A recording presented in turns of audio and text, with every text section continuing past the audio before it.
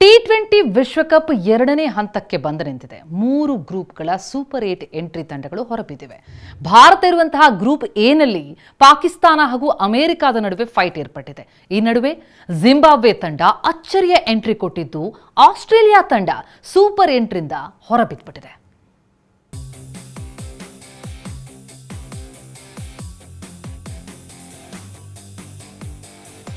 ಒಂದೇ ಒಂದು ಎಸೆತವನ್ನು ಆಡದೆ super 8ಗೆ Zimbabwe entry.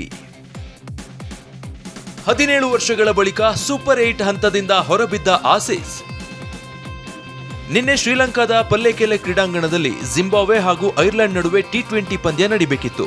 ಆದರೆ ಮಳೆರಾಯನ ಅಬ್ಬರಕ್ಕೆ ಪಂದ್ಯ ರದ್ದಾಗಿದೆ. ಹೀಗಾಗಿ ಎರಡು ತಂಡಗಳಿಗೂ ಒಂದೊಂದು ಅಂಕ ನೀಡಲಾಗಿದೆ. ಪಂದ್ಯ ರದ್ದಾದ ಅಂಕದೊಂದಿಗೆ ಜಿಂಬಾಬ್ವೆ ಸೂಪರ್ 8ಗೆ ಎಂಟ್ರಿ ಕೊಟ್ಟಿದೆ.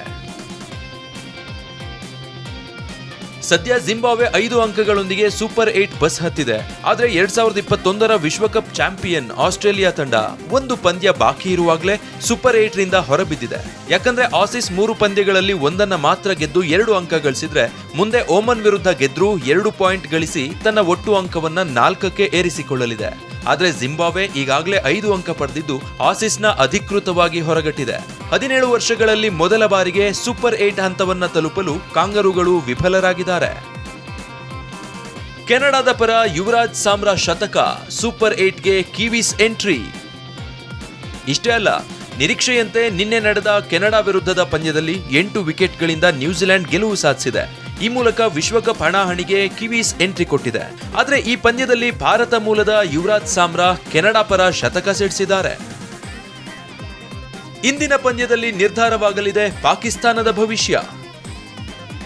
ಗ್ರೂಪ್ 1ರಲ್ಲಿ ಭಾರತ ತಂಡ ಈಗಾಗಲೇ ಸೂಪರ್ 8 ಹಂತ ತಲುಪಿದೆ. ಆದರೆ ತಲಾ 2 ಪಂದ್ಯ ಗೆದ್ದಿರೋ ಅಮೆರಿಕ ಹಾಗೂ ಪಾಕಿಸ್ತಾನದ ನಡುವೆ ಸ್ಪರ್ಧೆ ಏರ್ಪಟ್ಟಿದೆ.